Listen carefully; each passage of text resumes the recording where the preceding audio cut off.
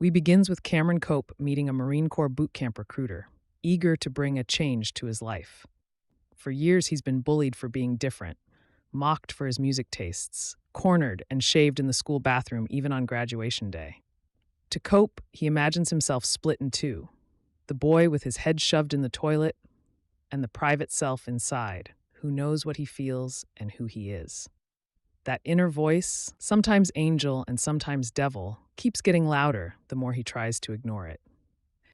While Cameron wonders what comes next, his best friend Ray McAffey calls with bad news. Ray planned to enlist in the Air Force, but was rejected because of a vision problem. Determined not to lose his friend and fascinated by the Marines' buddy system, which promises to keep enlisting friends together, Cameron decides to sign up for boot camp himself and hide that he's gay. He will lock it up, a phrase that becomes his private mantra. At the Marine Corps Recruit Depot in Parris Island, South Carolina, Cameron and Ray meet Staff Sergeant McKinnon. The arrival is a shock. Drill instructors are loud, commanding, and unrelenting. They shout to break hesitation, call out mistakes publicly to force conformity, and use harsh nicknames to strip away ego. Inspections happen inches from recruits' faces. Exercises repeat until standards are met. It isn't pure cruelty. The goal is to tear down individuality so recruits can be rebuilt as Marines able to function under pressure, but to a kid like Cameron, it's terrifying. Everything moves fast. Scripted phone calls home, heads shaved, meals swallowed in minutes of chug time. Back in Texas, Cameron's mother Barbara realizes too late what her son has done when she hears his recorded message. She drives to the recruiting office seeking answers, but is charmed and deflected by the recruiter's polished reassurances. Cameron panics almost immediately, convinced the other recruits know he's gay and that enlisting was a huge mistake. Ray tries to calm him, but gets his own share of abuse for his race and for simply being different. Still, we catch glimpses of Cameron's lightness and humor. Instead of watching Full Metal Jacket like Ray suggested, he confesses he caught a rerun of The Golden Girls and identifies with Rose. Not every moment is cruelty. Sergeant McKinnon quietly brings proper shaving cream for dark-skinned recruits, rather than forcing everyone to use the same harsh foam. Yet, the tests are real. When a strength trial threatens to wash out weaker recruits, Cameron initially plans to fail. Seeing bullies target both him and a heavier classmate named John, he changes course, telling John no one's packing bags today and pushing through the event. Meanwhile, Captain Fajardo, one of the few female officers, put on leave a drill instructor after he attacks Ray in a moment of explosive frustration. Cameron is shaken. If Ray can't make it, how can he? Ray, humbled but still defiant, urges Cameron to stay. He belongs here just like everyone else, and Ray needs him too. A new figure arrives at Platoon 2032, Sergeant Sullivan. Immediately, Sullivan recognizes something in Cameron, an unspoken understanding. We learn more about Sergeant Sullivan, the enigmatic new drill instructor. His file reads like a ghost story. A recon Marine with covert operations experience, a duty station in Guam, 3 commendations for valor, and a Silver Star, yet most of his record is heavily redacted. Among the new recruits, we meet John and Cody Bowman, twin brothers born into a long Marine tradition. John fears being the first man in their family to fail. Hoping to keep both of them alive and moving forward, he proposes a pact. He will help Cody with the academics, and Cody can help him with the physical grind. Cody refuses. Pride and old wounds run deep. Flashbacks fill in their history. As boys, Cody crawled into John's bed during storms for comfort. Their father, abusive and openly disappointed in John, favored Cody and forced him to say cruel things to his brother. As teens, when John gained weight, their father beat Cody for failing to toughen him up, a warped way of turning brothers into rivals. Ray, meanwhile, is driven by a single obsession: to be honor man, the top recruit of the platoon, a title his father once held. He spars with Cameron, trying to give his friend an edge in combat drills, but Sullivan spots it instantly. Later, he warns Ray that Cameron could become a weakness if he keeps protecting him. Ray stays focused, convinced he needs this achievement to prove himself to his father. Cameron, still keeping his sexuality hidden, starts to find small cracks in the isolation. He bonds with Nash, a smart, affable reservist, planning to add Marine service to his resume when he heads to Howard University. Nash senses something different about Cameron, but doesn't press. Cameron's attention to detail gets him a new role, scribe for the drill instructors. During fire watch duty, the bullying recruit Slovacek tries to humiliate him by refusing to switch shifts. Cameron remembers Sergeant McKinnon's early warning, "Only you can save your life," and steels himself. After confiding with his inner, he finally fights back. He wakes Slovacek by dumping a bucket of urine on him. The entire platoon is punished, but the act shifts the balance. For once, Cameron is seen not as prey, but as someone who can stand up to a bully. Even Sullivan takes quiet notice. The episode culminates in the obstacle course, a defining rite. Cameron moves well, as do the Bowman twins, Slovacek and Ray. The final test is the rope climb, pure exhaustion and willpower. Cameron makes it, Cody and Slovacek make it. Ray powers through, but John loses his grip and falls. The failure ripples. Sullivan demotes Ray from squad leader, citing not just John's performance, but also Ray's distracting glances and open cheering for Cameron throughout training. To Ray's shock, Sullivan names Cameron the new squad leader. The promotion lands with complicated weight. Cameron has fought every day just to keep his secret and survive. Now he's in a position of authority, recognized by a man who may quietly understand him, but also exposed to new scrutiny. Next, recruits study heroes of the Pacific, most notably Gunnery Sergeant John Basilone. In 1942, Basilone led 2 heavy machine gun sections through 72 straight hours of fighting.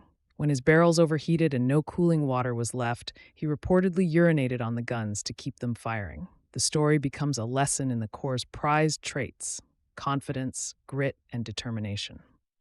For Cameron, those ideals still feel far away. He struggles with the small intimacies of communal life. Even something as simple as using the bathroom under watchful eyes is a battle. A shakeup comes when a new recruit, Santos, joins the platoon to fill the spot left by John Bowman. Santos quickly makes his ambitions clear. He needs new bootlaces, and as squad leader, Cameron quietly swaps his own to help. It's a small act of camaraderie that will matter later. Meanwhile, a subplot unfolds back home. The recruiter who signed Cameron up begins a casual relationship with Barbara, now working as a makeup seller. Hoping to help her business, he suggests a mother's support group on base. A misunderstanding follows. The women assume Barbara's son has died in service, and sympathy fuels a spike in her sales, a bittersweet, slightly absurd moment that underscores how far removed she is from Cameron's real struggle. Back on Paris Island, Sergeant Sullivan receives a mysterious letter that darkens his mood. Just after the platoon finishes a spotless dorm inspection, he storms in and destroys their work, furious and looking for an outlet. He seems determined to break Cameron's fragile footing as squad leader. Santos, shrewd and ambitious, spots his chance to impress. The week's trial is the confidence course, a series of daunting obstacles: the reserve course, the slide for life, and the towering stairway to heaven. Sullivan singles Cameron out, making him sit out or stumble through sections to chip away at his authority. On the final climb, the swapped bootlace jams, threatening to strand Cameron mid-air. For a split second, Sullivan helps, an unexpected flicker of empathy, but it vanishes as fast as it appears. "If there are no faggots in my Marine Corps," he snarls, "why are you still here?" Cameron is demoted, and Santos is promoted to squad leader. Yet, in an ironic grace note, Santos quietly hands Cameron a fresh set of laces, a small kindness after taking his role. Later, Cameron deepens his bond with Nash. Sharing a smuggled sandwich, Nash admits his family doesn't know he's at boot camp. They believe he's in Angola building summer camps. To them, the military is another system of oppression. Nash dreams bigger. He wants to fight for change from the inside, even run for president someday. Unlike Jesse Jackson, he says, he wants service on his record so voters will take him seriously. The week ends with the tear gas test. Recruits enter a gas chamber masked. Once inside, they're ordered to remove protection and endure the burn before exiting. Sullivan reframes the lesson. Strength isn't about size, it's about an inner fire, the confidence that nothing can break you. As the room fills with gas, men cough and flee. Cameron stays the longest, eyes streaming, proving a quiet toughness Sullivan hadn't expected. For the first time, the sergeant seems impressed. In the final scene, we learn what rattled Sullivan. The letter was from Guam, warning him that NCIS is asking questions about his past and that he should watch his back. He burns the note to ash, a hint that his own secrets may soon surface. Next, a flashback to Ray's childhood. His father once pulled him out of school midday after an episode, but refused to label it an illness. Concentration, focus, discipline, he told young Ray. If you master those, there's no room for nerves. The mantra stuck, shaping Ray's belief that weakness is fatal. Back in the present, the platoon faces Swim Week, a mandatory test that decides who advances. Sullivan is privately weighing his own future. His re-enlistment window is closing. Expected to stay a drill instructor, he hesitates, haunted by unfinished business in Guam. Ray fails his first swim attempt and unravels. Flashbacks of his father blur with the present. Sullivan and McKinnon's barking feels unbearable. Perfection has always been Ray's armor. Without it, panic floods in. Cameron sees his friend slipping and decides to intervene. He concocts a rivalry prank to rally morale, steal their own toilet paper, blame the neighboring platoon, and spark a playful war. With Nash and Hicks, Cameron raids supplies and frames the other unit. When caught on watch, he takes the blame. Sullivan saw them that night, but said nothing, for now. Morale briefly rises, but the week turns harsh. Captain Fajardo conducts an inspection. The platoon fails. Furious, McKinnon trashes their spotless barracks. During the chaos, he finds Nash's private notebook, filled with sharp and often cruel observations about everyone, including McKinnon and Cameron. He labels Cameron not Marine material and kinda faggy, a cut that lands hard. Meanwhile, Sullivan meets with a lawyer about his re-enlistment. 3 months earlier in Guam, something went wrong. Staying may carry risk. When he tells Captain Fajardo he plans to leave, she urges him to reconsider. He's exactly the kind of Marine she's trying to build at Parris Island. Ray's past keeps surfacing. Another flashback shows his father confessing that even he nearly washed out before earning Honor Man. "You can't let anyone see weakness," he warned. "Lock it up. Overcome." It's the same creed Ray is now drowning under. That night, the recruits plan their big strike on the rival platoon, clog toilets, steal their flag, spark a full prank war. Ray, Santos, Ochoa, and Hicks move out, but Cameron is missing. Sullivan has intercepted him, dragging him to the dumpsters where their hoarded toilet paper sits. What follows is the episode's emotional core. Cameron admits the prank wasn't sabotage, it was loyalty. Ray needed a win, and he wouldn't let his friends sink. He says he'd rather fail himself than watch Ray fail. Sullivan counters, "It doesn't matter what I think. It matters what you think. Will you surrender when it's hard to your brothers, your future, your country?" Cameron answers quietly but firmly. He wants to be a Marine. He belongs here. For the first time, Sullivan speaks without venom. He tells Cameron to stop seeing himself as less than and to claim his place. The exchange feels like hard-earned respect. By the end of the week, Sullivan signs his own re-enlistment papers, choosing to stay in the Corps. Just as he does, NCIS investigators arrive at Parris Island, hinting that his murky past in Guam may be catching up with him. Next is a chaos. A drill instructor performs CPR on a fallen recruit as medics rush in. Then the timeline jumps back 2 weeks to show how the platoon got here. It's rifle qualification week, the first time these young Marines will be trained as riflemen. The unit has begun to bond. The early awkwardness is fading into a rough brotherhood. Back home, Barbara is still building her makeup business among Marine mothers. Her fragile charade cracks when Ray's mother shows up at a sales event and blurts out that Barbara's son is alive and in boot camp. The other women, who believed Barbara's story that Cameron had died, are stunned, and Barbara's sales pitch collapses. At Parris Island, Sullivan formally decides to re-enlist, committing to stay a drill instructor. Before the recruits fire live rounds for the first time, Hicks tells Ray the truth about the legendary toilet paper raid. It wasn't the rival platoon. Cameron orchestrated it. Cameron, rattled, loses focus on the firing line, but Sullivan quietly steadies him. Elsewhere, Ochoa proves a natural marksman, but admits to Cameron he's conflicted about killing. Cameron listens without judgment and helps him center. Cameron and Ray finally clash. Cameron defends the toilet paper stunt. Ray needed a boost during swim week. Ray accuses Cameron of secretly liking the role of the screw-up, while Ray carries perfection. Cameron fires back. During swim week, their roles flipped, and Ray hated it. The fight turns ugly when Ray suggests Sullivan's sudden support might be personal, hinting there's something between the sergeant and Cameron. Punches fly. Meanwhile, McKinnon zeroes in on Nash, who's been drifting. Nash talks about deliberately failing to escape the core.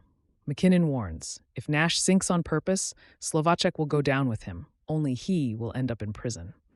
Nash shrugs that he isn't responsible for others. McKinnon snaps back. That's exactly what a Marine is, responsible for more than himself. Nash has talent, but no commitment, ambition without sacrifice. McKinnon challenges him to face his real enemy, his own fear. Sullivan's past finally surfaces. NCIS calls him in about his time in Guam under Major Aaron Wilkinson, now investigated for misconduct and sodomy. Sullivan denies any relationship and insists he isn't homosexual. The moment is tense. We know the cryptic letter he burned was signed W. At the agent's request, Sullivan strips off his shirt to reveal a Semper Fi tattoo over his heart. Back on the range, Ochoa wins top marksman and earns the rare reward of a call home. Nash shoots well enough to stay, saving Slovacek's spot too.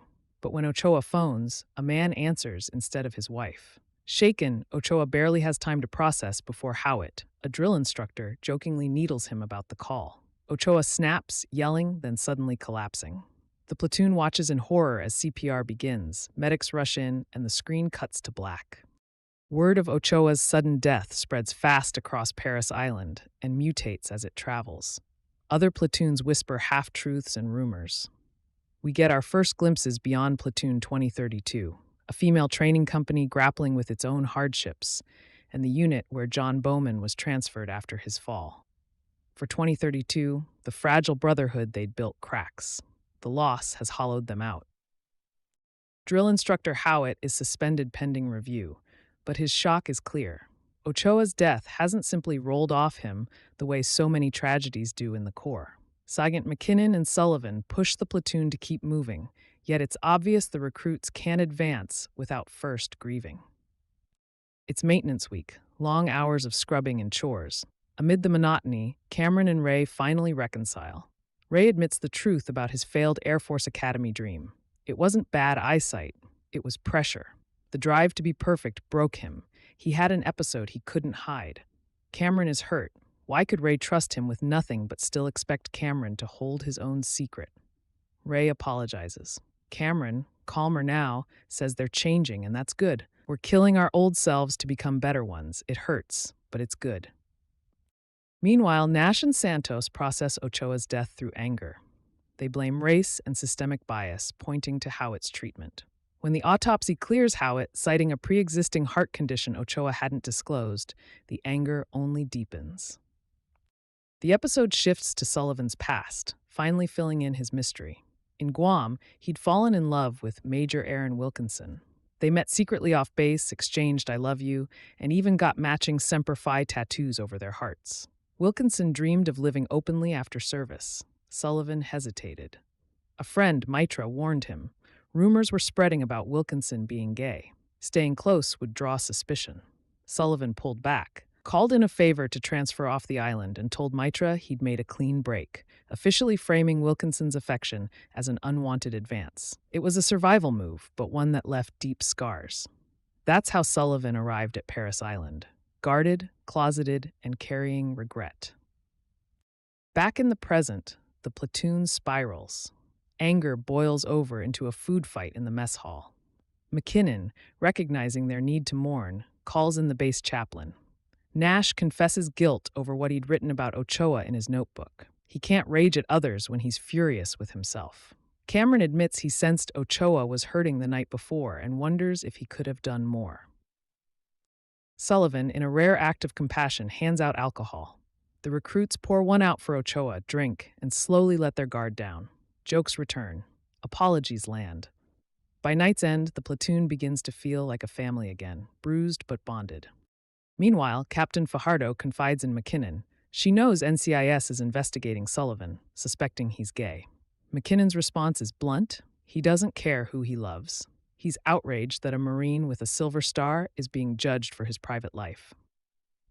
The barracks finally get a new body, Jones, a recruit who immediately gives off the quiet signal that he too might be gay. His arrival is a reminder that the cycle keeps turning. New faces, new secrets, and the same heavy question of belonging. Next, we saw Sullivan attending the wedding of his old friend Mitra. There, he learns the truth. Mitra was the one who reported Major Wilkinson to investigators. As speeches drone on, Sullivan slips into an imagined conversation with Wilkinson, the man he once loved in Guam. Surrounded by medals, he feels hollow. Despite every decoration, he realizes he's still a stranger to love. Back at Paris Island, the arrival of Jones unsettles Cameron. Jones is sharp, confident, and immediately sets off a quiet spark. While doing clerical work for the drill instructors, Cameron peeks into Jones's file and learns he was previously in the Crip platoon after incidents of sleepwalking. It's hand-to-hand combat week, a brutal milestone. Santos, desperate to stay connected with his young daughter after rumors of a recruit's death reached her, tries to trade food and favors for phone access. He's caught, but Howitt, shaken and softened by Ochoa's death, allows him a single birthday call, warning that if the call goes badly, he must talk before doing anything rash. Meanwhile, Ray comes down with an illness and spends time in the infirmary, where he reconnects with Alice, a fellow Marine he'd met earlier. They talk openly for the first time about families and dreams. Ray, usually guarded, seems smitten. Cameron and Jones bond quickly. Jones admits he's gay too and confides how exhausting it is to hide under constant scrutiny. He advises Cameron to act like he belongs anywhere, even when terrified. But he also picks up that Cameron is inexperienced, no gay friends, no real community. Jones coaches him to stand taller. Quietly, both suspect Sullivan might also be gay. Sullivan notices their growing friendship and worries. He's lived closeted for survival. A visible connection between two gay recruits could paint a target. So he strikes a dangerous bargain with Jones. If Jones wants out of the Corps, Sullivan can help secure a medical discharge. In return, Jones must push Cameron in the ring, hard, and drag the fight out until Cameron's buried rage finally breaks loose. Sullivan frames it as toughening Cameron for combat. Before the match, Jones tells Cameron they will stage the fight. Cameron should land one good punch, then will fold to make it look credible. But once they square off, Cameron realizes Jones lied. Jones comes at him full force. Years of bullying and boot camp humiliation explode out of Cameron. He fights with raw, frightening power, pounding Jones until McKinnon intervenes to stop it. It's ugly but transformative.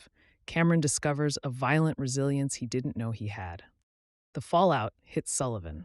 NCIS formally arrests and charges Wilkinson under the Uniform Code of Military Justice, targeting him for his relationship and alleged conduct unbecoming.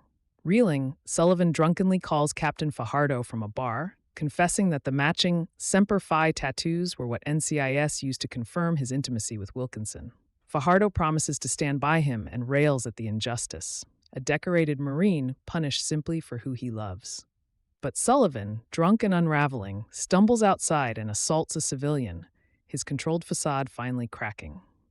Next, everything the recruits have learned puts to the test in the Crucible, a grueling 54-hour trial that combines every skill taught at boot camp. It's the last hurdle before earning the title Marine. Jones returns to training, and Sullivan pointedly pairs him with Cameron. Jones seems distracted, almost resigned. Back home, Ray's mother visits Barbara, who is once again packing up to move. Barbara confesses a painful truth. She admits she tried to toughen Cameron up when he was little and often left him to fend for himself. Ray's mother quietly tells her it's never too late to be the mother he needs. On the field, the Bowman twins learn their abusive father has died. They're offered leave to attend the funeral and then rejoin training with another platoon. Cody wants to go. John refuses, saying this is where he belongs and he won't honor the man who brutalized them. For the first time, Cody admits he needs his brother, but John stays. Elsewhere, Ray helps Santos hide a bad knee so he won't be dropped from training. Santos just wants to finish and maybe land a steady government job. Ray tapes and shields him quietly. While resting, Cameron and Jones overhear Sullivan and Captain Fajardo. Fajardo tells Sullivan the fallout from his drunken bar fight, in which he assaulted a civilian, is severe. Felony charges mean a dishonorable discharge and the end of his career. She urges him to fight, but Sullivan sounds finished. During the march, Santos begins to falter under his heavy pack. One by one, Nash and other recruits pull gear from his ruck, lightening the load until everyone shares the burden. Together they get Santos through the crucible, a simple, powerful moment of brotherhood. The same morning, Jones disappears, leaving his boots neatly outside the tent. Fearing he's sleepwalking into the swamp, Sullivan goes after him. Cameron and Ray follow, refusing to leave anyone behind. Fajardo radios an order for only Sullivan to continue, but Cameron disobeys. Cameron tells Ray he's got this now, proof of his growth, and goes on with Sullivan. During the search, Cameron opens up. He stayed to be like Sullivan, strong, unflinching. He shares his own story of hiding and surviving. Sullivan, between the lines, confirms Cameron's suspicion that he's gay too. Eventually they find Jones, disoriented but alive. Cameron escorts him to medical aid, then asks Fajardo's permission to finish the crucible. He arrives at the finish line to cheers from his platoon, earning the title Marine. Sullivan, humbled, tells Cameron his job was to prepare him, maybe too harshly at times, but everything came from wanting him ready. "You don't need me anymore," he says. When honors are handed out, Nash is named Honor Man. Ray, who once needed to be first, finally lets go of perfection and even earns a rare word of approval from his father. He also reconnects with Alice, who slips him her phone number. McKinnon proudly greets Nash's parents. Then comes a twist. Cameron is summoned to Captain Fajardo's office, where his mother waits. Barbara reveals a paperwork bombshell. She falsified Cameron's age on his kindergarten enrollment, which means his enlistment is legally invalid. She asks the Corps to release him. Cameron retreats into quiet reflection with his inner angel self, the voice that's guided him since childhood. He knows staying could mean slowly silencing that voice and losing the truest part of himself, just as the Corps broke Sullivan and nearly erased Jones. But he also sees how much he's grown. Stronger, braver, no longer the boy with his head shoved in a toilet. After sitting with that fear, he decides not to take the way out. He will stay and finish what he started, determined to hold on to his identity even as he earns the title Marine. Heartbroken but loving, Barbara signs the waiver, telling him that whatever he chooses, he will always be her son. That night, the newly minted Marines celebrate at a bar. Cameron and former bully Slovacek finally make peace. On a nearby TV, news breaks. Iraq has invaded Kuwait. President George H.W. Bush announces U.S. air and ground forces will deploy to Saudi Arabia. The question hangs, will this end the conflict or escalate into something worse? The series closes with a quiet tribute. In memory of Norman Lear.